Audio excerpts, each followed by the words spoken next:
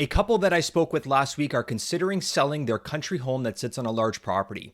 They understand that the gain on principal residences is sheltered by the principal residence exemption, but because of the size of their lot, they're concerned that there may be taxes owing when they go to sell the property. In this video, we will dig into a fictionalized situation based on this tax scenario and determine if, in fact, our sample couple, Jack and Jill, will have a tax bill owing when they decide to sell their country home. And if we haven't met yet, my name is Mark Walhout, and I created this channel to share ideas and concepts that I'm using to help people with retirement every day. If you want to get more videos like these, consider subscribing to the channel and hit the bell icon so you're alerted when new videos are posted. Our sample couple, Jack and Jill, own a home on a side road in Ontario that sits on a 2-acre property. They're considering selling the property and they want to know what the tax implications will be when they sell. They purchased the house and land about 20 years ago for about $250,000. And they expect that they could sell the property today for about $1 million. The principal residence exemption is a tax rule that allows Canadian residents to shelter the capital gains on a residence from income taxes when they go to sell the property. The rule does, however, put a limit on how much of the land surrounding the house is sheltered from tax. The rule puts a limit of 1/2 hectare or about 1 1/4 acres on the amount of land surrounding the house that can be sheltered from tax using the principal residence exemption unless it is deemed that the land is necessary for the use and enjoyment of the housing unit.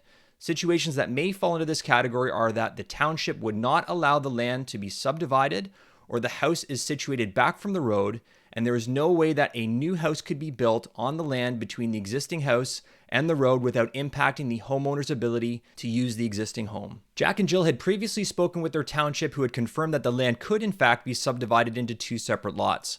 Therefore, there will be a portion of their land that is not sheltered by the principal residence exemption and will be subject to tax when they go to sell.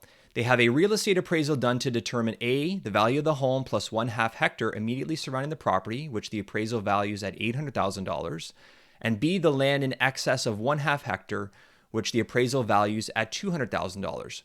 Therefore, their tax filing in the year of sale will be as follows. Please note that these are all based on Ontario federal tax rates in 2024. Jack and Jill will have a $600,000 capital gain that will be fully sheltered by the principal residence exemption. Jack and Jill will have a $150,000 capital gain that will be subject to tax. Provided that they purchase the home jointly and they both contributed equally to the purchase of the home, the $150,000 capital gain can be divided in half, creating a $75,000 capital gain for each of Jack and Jill. Based on the current capital gains inclusion rate of 50%, 50% of that $75,000 capital gain will be included in their respective incomes, totaling a taxable capital gain of $37,500 each. Their income before the gain in the year of sale was $75,000 each, with taxes owing of about $14,435.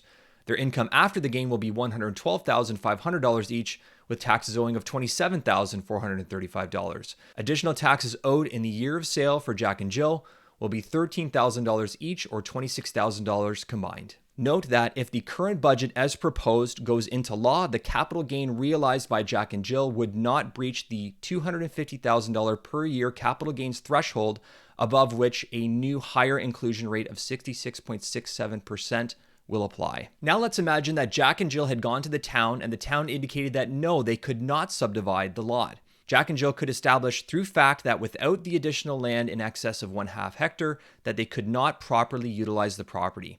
In this case, they would be able to shelter the entire gain on the sale using the principal residence exemption. A couple of key takeaways here. Number 1, they should document this interaction with the town, ideally getting a letter from the town that they could refer to in case of audit. Number 2, if they opt to rely on the rule that the extra land is necessary for the use and enjoyment of the property, they need to be aware that this is a high bar to pass. The rule states that the excess land must clearly be necessary for the housing unit to properly fulfill its function as a residence and must not simply be desirable. In closing, if you own a country property, are considering selling your home, and are concerned about a possible tax bill, consider speaking with your financial advisor or a tax professional to determine if you have a potential tax liability and begin planning for it today. You may also consider speaking to the township or municipality where you're located to determine if your lot is severable and document that interaction for your records. In closing, I've added a new survey in the description section below titled Mailbag Questions. If you have a retirement question, you can anonymously send me your question. Going forward, I plan to do some mailbag episodes where I answer 2 or 3 questions per week in a more off-the-cuff style manner.